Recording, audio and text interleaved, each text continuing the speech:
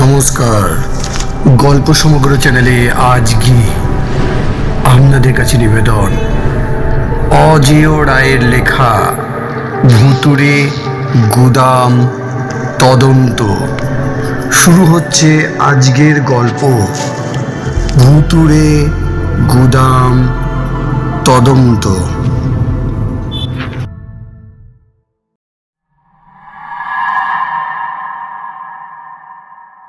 বোলপুর শহর, ভবানী প্রেসের এক কোণে প্রেসের মালিক এবং সাপ্তাহিক বঙ্গবার্তা। সংবাদপত্রের সম্পাদকের পার্টিশন ঘেরা ছোট্ট কুঠুরি।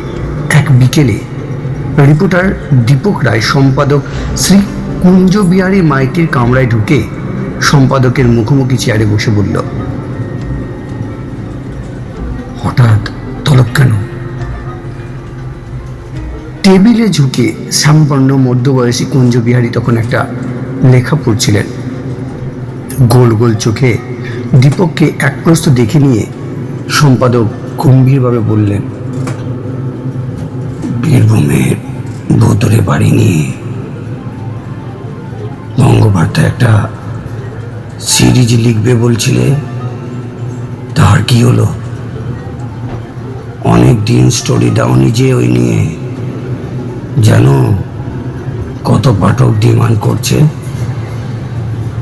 দীপক বেচার মুখে বলে, ভুতুড়ে বাড়ির খুঁজে পেলে তো লিখব, তেমন কোনো বাড়ির খোঁজ পায়নি যে অনেকদিন। ঝাঁটা গোপ নাচিয়ে মুচকি হেসে কুঞ্জবাবু বললেন, তুমি পাওনি কিন্তু আমি পেয়েছি। কোথায়? এই বোলপুর শহরে রাইস মিল, মানে শ্রীহরি রাইস মিল কোথায় জানো? হ্যাঁ জানি, দেখেছি বাইরে থেকে বোলপুরের এক প্রান্তে। মিলটা তো অনেকদিন বন্ধ আছে, বছর চারেক। ওই বন্ধ ধান কলের একটা গুদাম ঘরে নাকি ভূতের আস্তানা হয়েছে। কুদুম ঘর? কিন্তু কুদুম ঘর তো আর বাড়ি নয়। কেন নয়? মাথায় টিনের চাল, পাকা দেয়াল, মেঝে, দরজা জানালাও আছে। আমাদের গরিব দেশে কত লোক পড়তে যাবে এমন একটা আশ্রয় জুটলে ওটাকে বাড়ি বললে কেউ আপত্তি করবে না। মিলটা বন্ধ হলো কেন? ভূতের ভয়ে? না না, লোকসানে চলছিল নাকি, তাই বন্ধ করে দিয়েছে। শুনেছি ওই জমিতে বাড়ি বানাবে, কম নয়, প্রায় বিঘে দিনের জায়গা। তবে জমির ভাগাভাগি নিয়ে শরিকদের মধ্যে গোলমাল চলছে, তাই জমি, মিলের বাড়িঘর তেমনই পড়ে আছে। মিলের বাড়িতে থাকে না কেউ?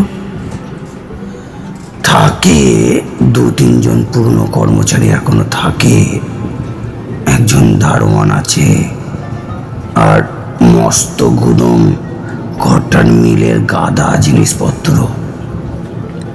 যন্ত্রপাতি রাখা আছে।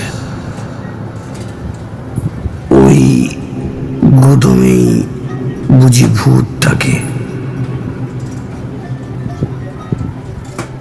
সত্যি? না, মিলের বাউন্ডারি আর এক ধারে একটা বড় ঘর আছে পাঁচিল ঘেঁষে। একসময় সেটাও গুদম ছিল, এখন ফাঁকা। আর ওই গুদমই নাকি ফাঁকা, একদম ভূতের আস্তানা। এসব শুনলেন কোথায়? মিলের ঘরে যারা থাকে তাদেরই একজন বলেছে আমায়। মিলের বাসিন্দারা ভয়ে ওই ঘরটার ধারে কাছে যায় না রাতে। কি রকম উপদ্রব হচ্ছে ভূতের তাও? রাতে ওই ঘরের ভিতর থেকে নাকি কিরকম একটা নাকি সুরে কথা বলে, হাসি, এসব শোনা যায়। দীপক বুড়ো কুচকে খানিক ভেবে বলে, আমার তো মনে হচ্ছে ভূত নয়, অন্য কিছু। মানে মানে রাতে কিছু বদলোক গাঁঠি গাড়ে কাগজে ভাষায়, যাদের লেখে সমাজ বিরোধী, ইংরেজিতে অ্যান্টি সোশ্যাল।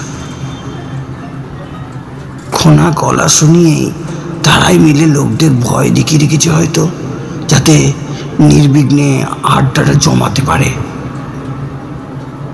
কেউ কি ওরকম সময়ে গিয়ে পরখ করেছে ভিতরে কারা, ভূত না মানুষ? হ্যাঁ, দেখেছে। মিলের দারোয়ান একবার মাস 3 আগে একজন সঙ্গী জুটিয়ে রাতে জানলা দিয়ে ওই গড়ের ভিতর টর্চ মেরেছিল। দেখে ঘর একদম ফাঁকা, অথচ তার একটু আগেই ওই ঘর থেকে কয়েকজনের গলা শোনা গেছে, হাসিও।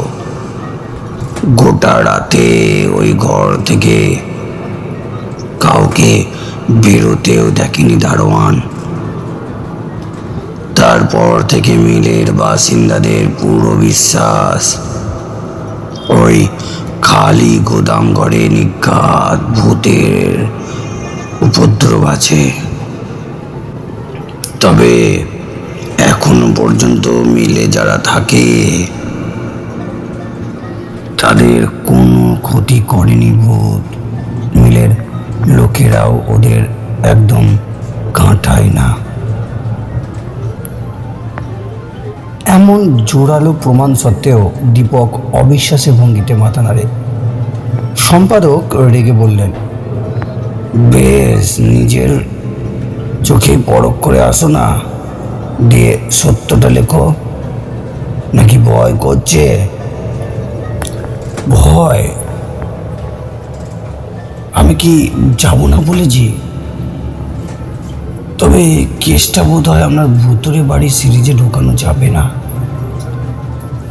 বেশ, যা দেখবে তাই লিখবে, তবে একটু সাবধানে যেও। সমাজ বিরোধী দুষ্কৃতীরা ভূতের চেয়ে বেশি ডেঞ্জারাস। বাঁকা হেসে মন্তব্য করেন কুঞ্জ বিহারী।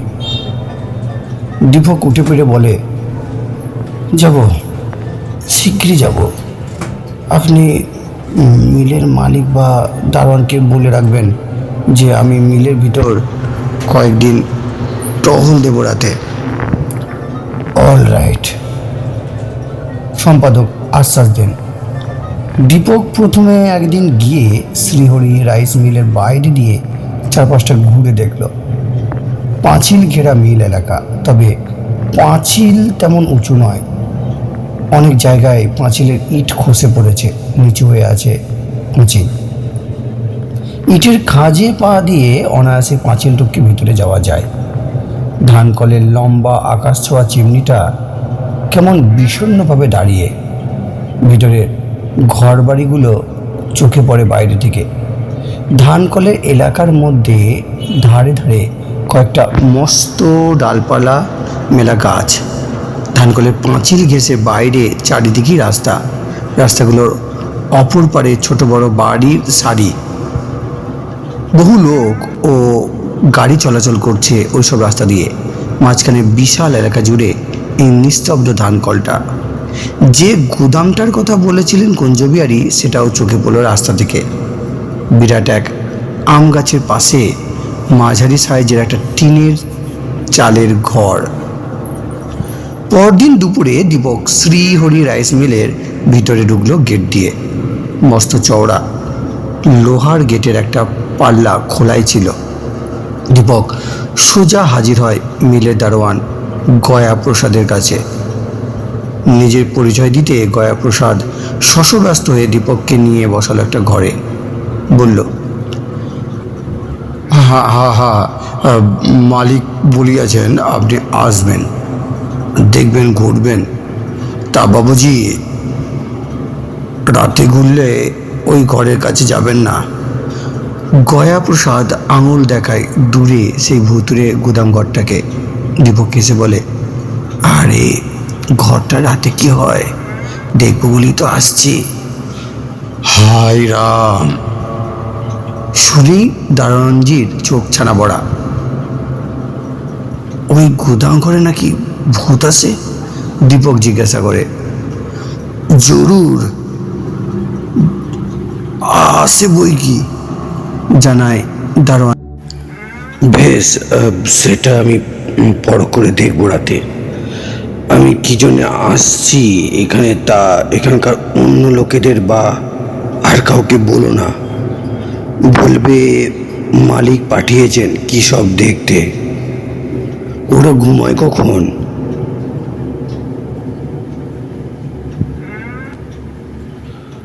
তো রাত 9টার ভেতর সব ঘুষে যায় আমরা কামড়ায়।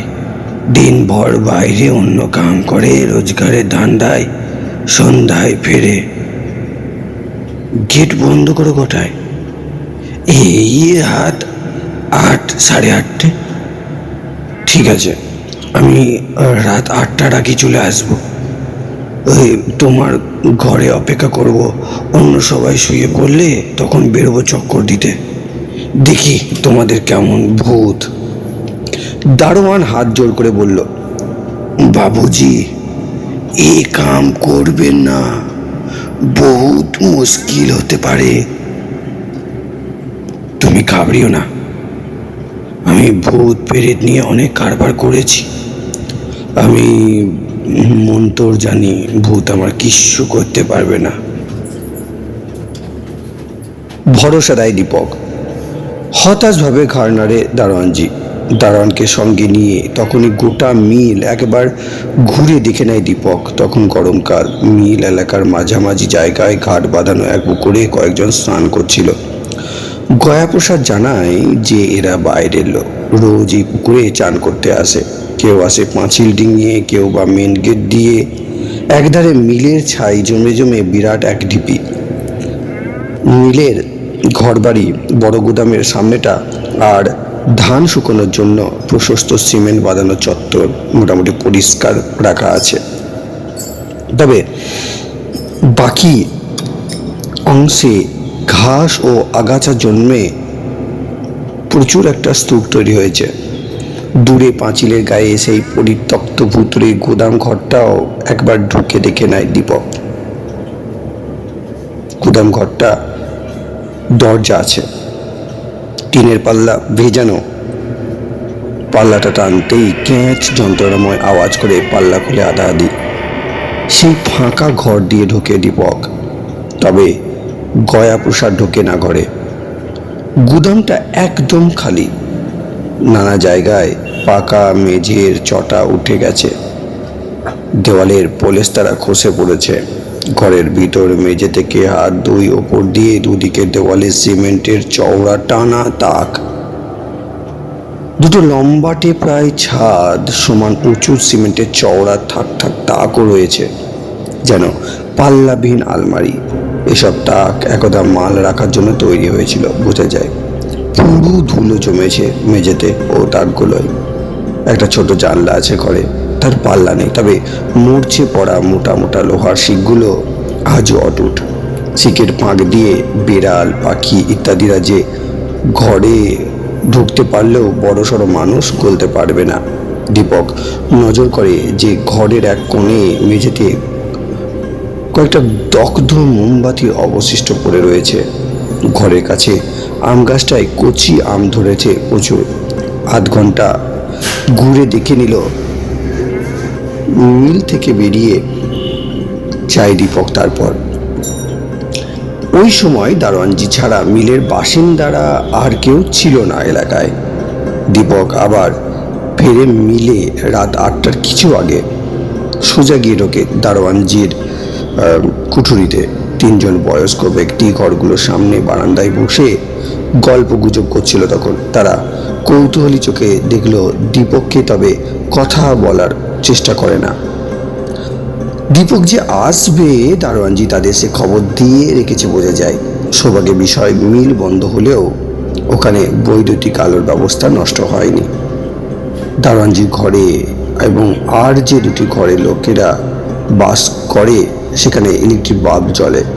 বড় গোদামটা অন্ধকার, তবে ঘরগুলোর সামনে চত্বরে লম্বা পোস্টের মাথায় একটা টিউব লাইট জ্বলে সারা রাত। মিল এলাকায় পাঁচিল অবধি সেই আলো আবছা হলেও পৌঁছায় খানিক, তবে বড় গাছগুলোর তলায় ছায়া ঢাকা অন্ধকার। রাত 9টা নাগাদ অন্য দুই ঘরের দরজা বন্ধ হয়ে যেতে দীপক বাইরে বেরোয় ভুতুরে গোদাম তদন্তে। দারোয়ান অল্প কিছুটা দীপকের সঙ্গে এসে থেমে যায়। রাম রাম রাম রাম রাম রাম রাম। পিছনে গয়া প্রসাদের প্রার্থনা কানে আসে দীপকের। সে পুকুরের পাশ দিয়ে ধীরে হেঁটে গিয়ে সে গোদামটার থেকে হাত 50 দূরে একটা গাছের নিচে অন্ধকার একটা আধ ভাঙা ছোট বেদির ওপর লুকিয়ে বসে। এখান থেকে গোদামটা মোটামুটি দেখা যায়। ঘণ্টাখানেক চুপচাপ ঠায় বেদিতে বসে থাকে দীপক। তার দৃঢ় বিশ্বাস যে ওই গোদামের বদনামের জন্য দায়ী কিছু সমাজ বিরোধী। তারাই ওখানে গোপনে জমা হয় রাতে, খোনা গলায় কথা বলে ধানকলের লোকেদের ভয় দেখিয়ে দূরে সরিয়ে রাখে। নইলে ওই গুদাম ঘরে মোমবাতি জ্বালিয়ে কে? ভূতের কি আলোর দরকার হয়? সমাজ বিরোধীগুলো ধানকল এলাকায় ঢুকে নিশ্চয় পাঁচিল টপকে। ঘণ্টাখানেক কেটে গেলেও কোনো লোকের দেখা পেল না দীপক। কেউ গেল না ওই ভুতুরে গুদাম ঘরটার দিকে। দীপক বুঝলো যে আজ আর কেউ হয়তো আড্ডা জমাতে আসবে না ওই ঘর। ঠিক আছে, কয়েক রাত ওয়াচ করবো ঘরটা। এখন কি ফিরে যাব? না, ঘরটা একবার উকি মেরে দেখা যাক, এ কথা ভাবতে লাগলো। যদি কেউ তার নজর এড়িয়ে ইতিমধ্যে ঢুকে থাকে। সেই বিশাল নিস্তব্ধ এলাকায় একা কোনো সমাজ বিরোধীর হঠাৎ মুখোমুখি হয়ে গেলে যে বিপদে পড়বে তা জানে দীপক। তাই ভয় ভয় করছিল না তা নয়, এদিক সেদিক তাকাতে তাকাতে পা টিপে টিপে টর্চের আলো যথাসম্ভব কম জেলে সে ঘরটার কাছে পৌঁছয়। আক্রান্ত হলে আত্মরক্ষার অস্ত্র বলতে একটা ছোট্ট মোটা লোহার রড মাত্র সম্ভব। কাঁধের ঝোলা এনেছে রডটা, তবে গুন্ডা বদমাশ সমাজ বিরোধীরা সাধারণত কাপুরুষ হয়। জয়বাদ এখানে দেখা হয়ে গেলে একখানা পুলিশি হুঙ্কার ছালে ওরাই উল্টে পালাবে। ভূত নয়, মানুষ বুঝলে মিলের দারোয়ান আর অন্য লোকেরাও এগিয়ে আসতে পারে তার সাহায্যে। তবে একটা দুটো গুন্ডার মোকাবিলা করার সামর্থ্য তার নিজের আছে। গুদাম ঘরের পাশে গিয়ে দীপক কান পাতে। না, কোনো শব্দ হচ্ছে না ঘরের ভিতর থেকে, কোনো আলো দেখা যাচ্ছে না ভিতরে। বিকালে দীপক গোদামটার দরজার পাল্লা ফের টেনে বন্ধ করে দিয়েছিল যাবার সময়। এখন সাবধানে খানিক ফাঁক করে পাল্লা, কোনো রকমে গলে ঢুকে পড়ে ঘরে। ঘরের ভিতরটা অন্ধকার, শুধু খোলা জানালা দিয়ে সামান্য আলোর আভা দেখা যাচ্ছে ধানকলের টিউবলাইটের। দীপক টর্চ জ্বালার আগে কেউ তার হাত থেকে এক হ্যাঁচকায় টর্চটা কেড়ে নিল। সঙ্গে সঙ্গে ঘরের মধ্যে থেকে কারো বিকৃত খোনা গলায় ধমক শোনা গেল।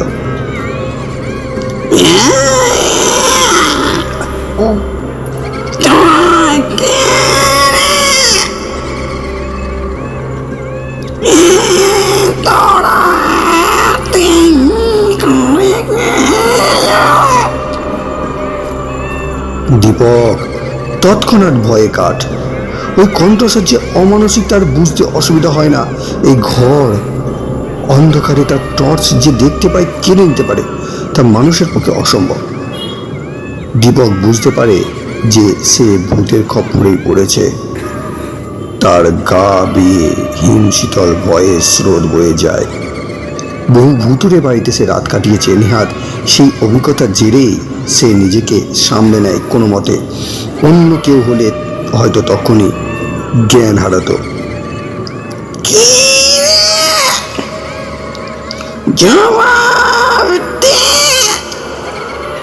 ফের ধমক। দীপক কাঁপা গলায় উত্তর দেয়, আমি একজন রিপোর্টার, মানে সাংবাদিক। এই ঘরটায় রাতে তেনারা আসেন শুনলাম, ভাবলাম আপনাদের একটা মানে ইন্টারভিউ নিয়ে ছাপাবো আমার কাগজে। এছাড়া আমার আর কোনো মতলব নেই।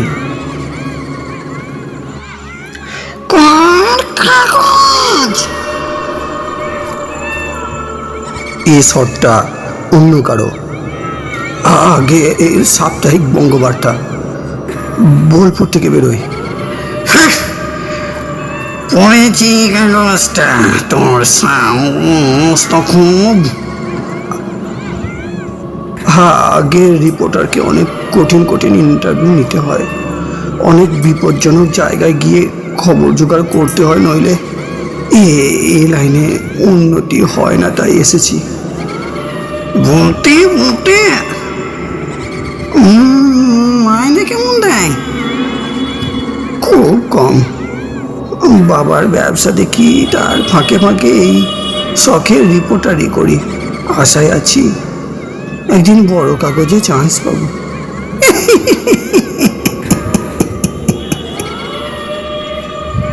মেরে কেস বটে না রো, বেঁচে থাকতে কোনো একটা রিপোর্টার আমার সাথে একটা কথাই বলেনি। মরে যেতে এখন চিন্তার বাড়িতে মরে দর বেড়ে গেছে, কি বলিস? তা বলে যে জগা সায় দেয় ঈশ্বর নাড়ু। বেশ বেশ, বলো কি জানতে চাও? বসো বসো। ভরসা পেয়ে দীপক বেদিতে বসলো দেওয়ালে ঠেস দিয়ে। তার চোখে তখন অন্ধকার অনেকটা সয়ে গেছে। সে দেখল যে সেই অন্ধকার ঘরে তার মুখোমুখি বেদিতে পাশাপাশি বসে আছে যেন দুই মিষ্কাল মূর্তি। মানুষের মতনই যেন তাদের গড়ন, এর বেশি বোঝা যাচ্ছে না। দীপক ভেবে চিনতে প্রশ্ন করে, আগে আপনার পরলোকে এসে আছেন কেমন আপনারা? এই বিষয়ে জীবন্ত মানুষদের খুব কৌতূহল।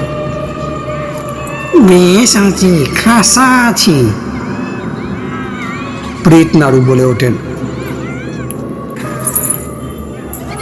সংসারে দায়িত্ব নেই, বড় সাহেবের চক্রানি নেই, রোগ যাতনার বালাই নেই, যেখানে খুশি ভেসে যেতে পারি, বাস ট্রেনের ভিড় সইতে হয় না, আর কি চাই? জানো বুঝেছিস?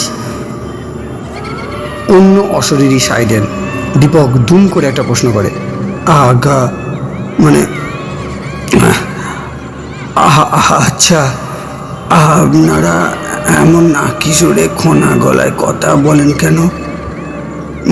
মরে অশরীরী হলে কি গলার দোষ হয়? একটু হবে বটে, বললেন নাড়ু।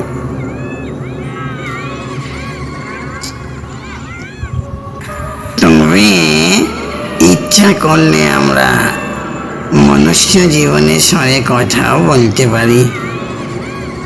তোমার বুঝি কানে লাগছে? তাহলে তোমার মতনই কথা বলছি, তবে মুখ ফসকে দু চারটে খোনা স্বর বেরিয়ে যেতে পারে বাপু।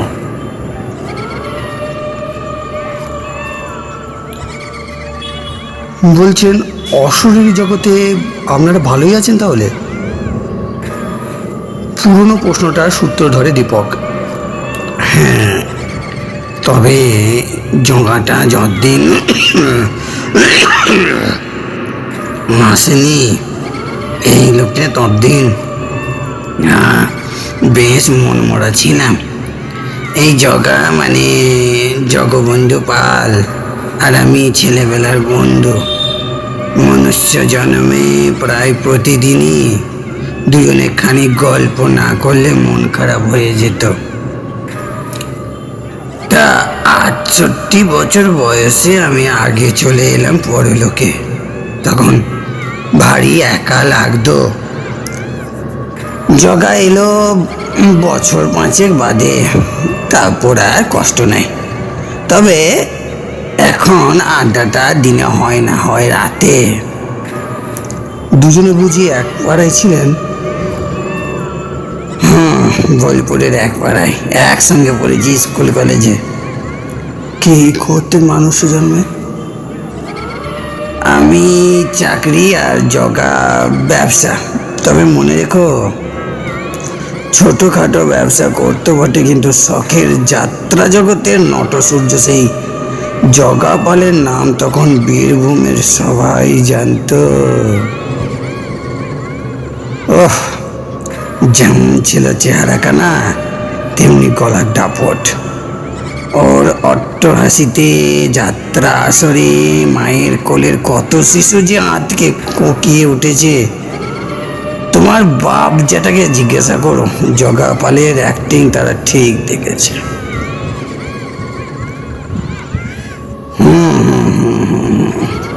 ঈশ্বর, জগবন্ধু একটু খুশির আওয়াজ ছেড়ে বলেন। তোমার কি কম খ্যাতি ছিল না জানো? নাড়ু দত্তর মতন দাপুটে ফুটবল রেফারি তন্নাতে আর দেখিনি। গোটা জেলায় কত ফাইনাল ম্যাচ খেলাতে যে ওর ডাক পড়তো, মারকুটি পেয়ারা সব ওকে বাঁশি হাতে মাঠে নামতে দেখলেই চুপসে যেত। বেয়াদপি করার সাহস পেত না পর্যন্ত। আর বেচাল দেখলেই লাল কার্ড। হ্যাঁ, নাড়ু মানে রেফারি নাড়ু গোপাল দত্ত না? নাড়ু গোপাল দত্তের খ্যাতি আমি শুনেছি। তা সে সব দিনের কথা বুঝি আপনাদের খুব মনে পড়ে? ঈশ্বর, জগা পাল ম্লান কণ্ঠস্বরে বলে ওঠেন। তা পরে বটে, এখানেও একটা যাত্রাপাটি করার ইচ্ছে হয়, কিন্তু সুবিধে হচ্ছে না। শেষ হলো আজকের তৃতীয় পর্ব। এখানে